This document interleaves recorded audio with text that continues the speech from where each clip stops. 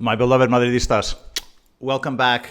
Welcome back to the channel. Okay, the fun has begun. Let's talk about the first matches in the knockoff stage. Two really, really interesting matches. Now, in both cases, my predictions were correct, but very differently than I imagined. So we need to talk about these matches, which the teams went through that I sort of expected would go through, but these matches felt very different than what I had sort of anticipated. So let's talk about that. We'll talk about tonight's matches as well. And we'll touch upon Brazil briefly, because Vini had a fantastic match. We need to mention that as well. So welcome back to the channel. Let's talk about the Euro. Let's get started.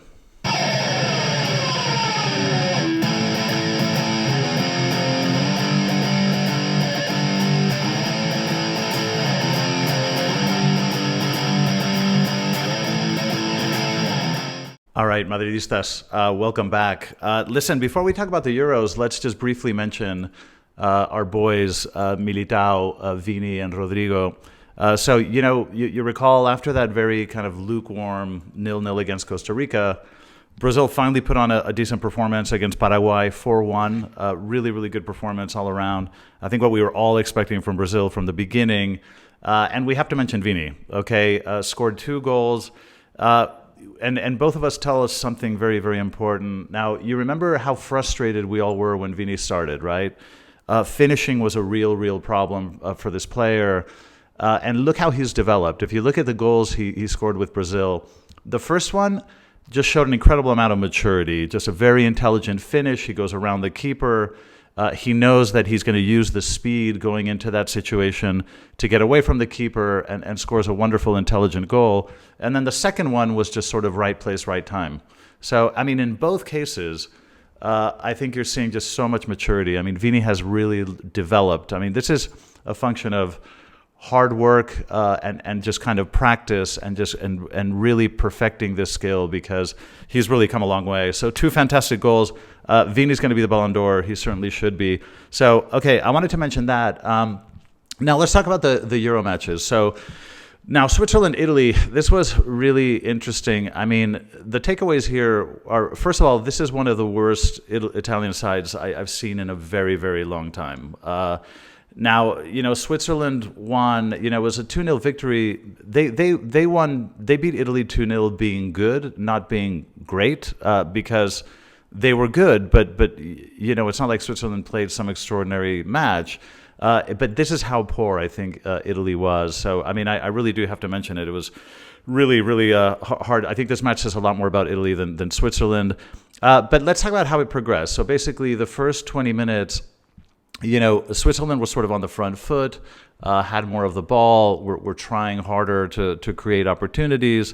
Italy was trying to sort of, counter, but in a very kind of shy way. I mean, there was nothing too incisive. Neither team was really creating very clear chances until the 23rd minute. Now, in the 23rd minute, Embolo had a fantastic chance. Now, this was going to be very representative of what would happen later in the match. So, in the 23rd minute, Donnarumma had a fantastic save in a situation with Embolo where, I mean, he could have easily scored.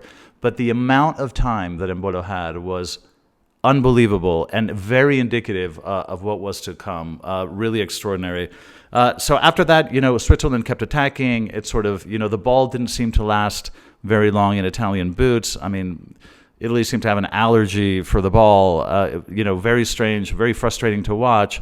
And then in the 36th minute, I think a very well-deserved goal by Switzerland and Freuler here. Again, if you watch that goal, the amount of time that Freuler has to receive the ball, to watch it descend, and to be able to put his foot on it, that requires a lot of time.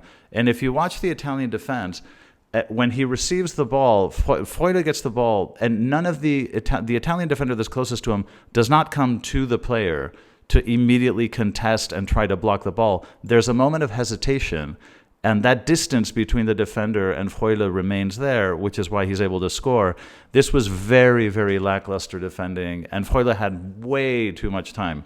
Very unusual to see an Italian defense do this. Anyway, so then, we go into halftime. The second half begins, and in the very first minute, an absolute golazo by Ruben Vargas.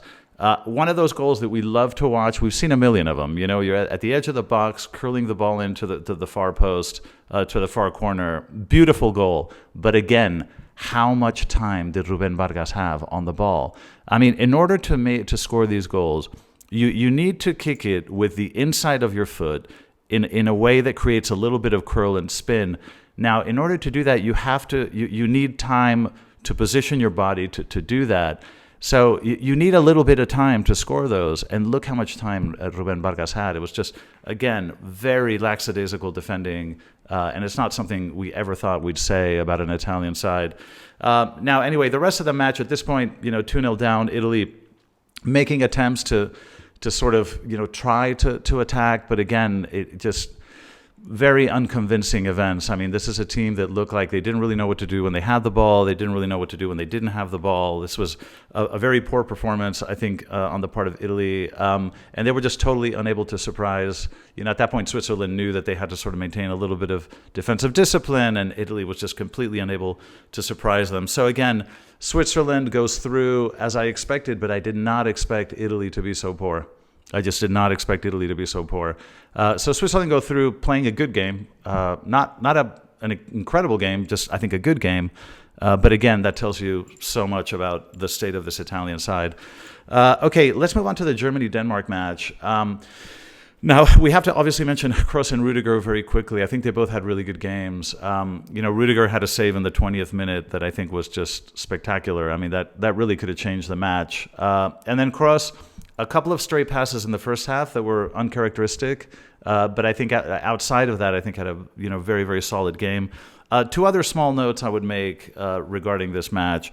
One, I think that Højlund is just a terrible striker. I mean, I'm really sorry. I mean, I watched him with Man United this year, and every time I watched Man United this year, I'm like, this guy is just, he doesn't impress me at all.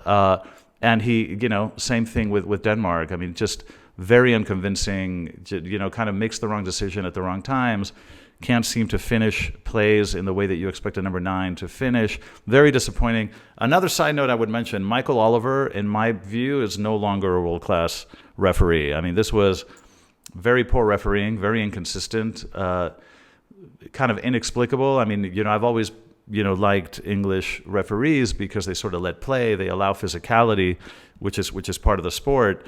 But this was a very bizarre performance by Michael Oliver. I mean, he called things you would never expect an English referee to call. And again, very inconsistent, but seemed to favor Germany more often than not. Anyway, I want to mention that. But okay, in terms of the match itself, the first few minutes, what you would expect. Germany attacking incredibly aggressively. This is exactly what you would expect. On the front foot, just, lots of adrenaline. You can feel they're the home side. And in the third goal, in the third minute, there's a goal that's disallowed, and I'm not entirely sure why. I watched the replay a couple of times. First of all, I thought it could have been, a foul obstruction on the goalkeeper, but then it looked like maybe there was a foul prior to that with one of the German attackers in the box. It was still kind of unclear to me. But that goal was called off. In the 10th minute, Havertz had a very good opportunity, and Schmeichel had an excellent save.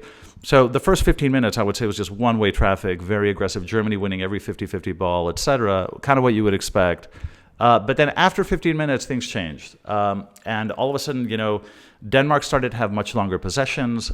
They started to move the ball very well, very good speed, very good fluidity, combining short passes with long passing very, very effectively. They seemed quite comfortable on the ball. They took a lot of the energy out of the stadium.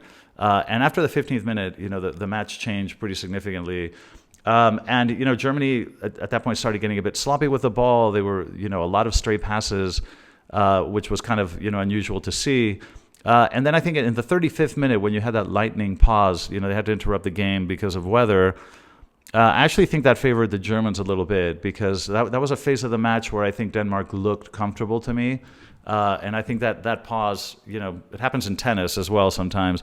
That pause, I think, benefited the Germans a little bit. Anyway, they play out the first half. The second half begins sort of in a similar way. And then in the 50th minute, in the second half, 5 minutes into the second half, football teaches us why it's the most cruel sport in the world, okay? In the space of 60 seconds, you have a Danish goal which was disallowed by I mean, the hair on the back of a cat. I mean, this was a millimetric offside decision, kind of heart-wrenching from the standpoint of the Danish.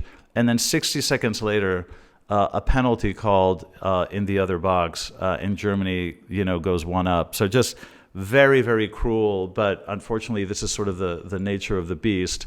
And then, after that, clearly, the Danes had to push forward more aggressively, and we knew what would happen then. They're going to leave much more space in the back.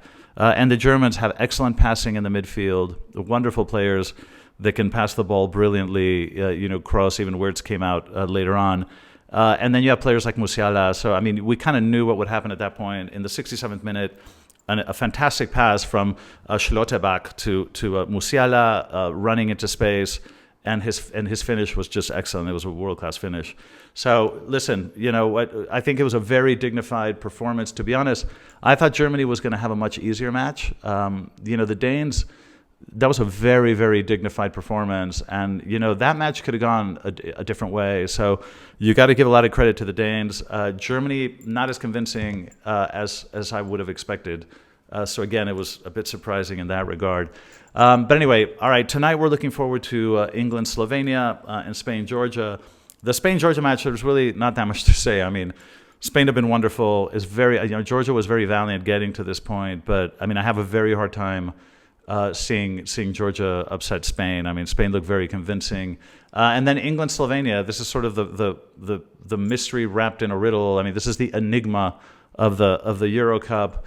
We have to see whether they can snap out of this sort of psychological cloud that England is in, because this can very slowly turn into one of the more tragic competitions in the history of the English side, because this is inexplicable in terms of the quality they have. This is getting kind of inexplicable. So I expect England to get their act together, and I expect there to be one or two moments of individual genius that push them over the edge. So I do expect England and Spain to go through tonight. But anyway, those are my thoughts so far. I'll come back to you guys tomorrow with my views on the Spain matches. But thanks for joining me. As always, hope you're enjoying the tournament. I'll see you in the next video. And as always, a la Madrid.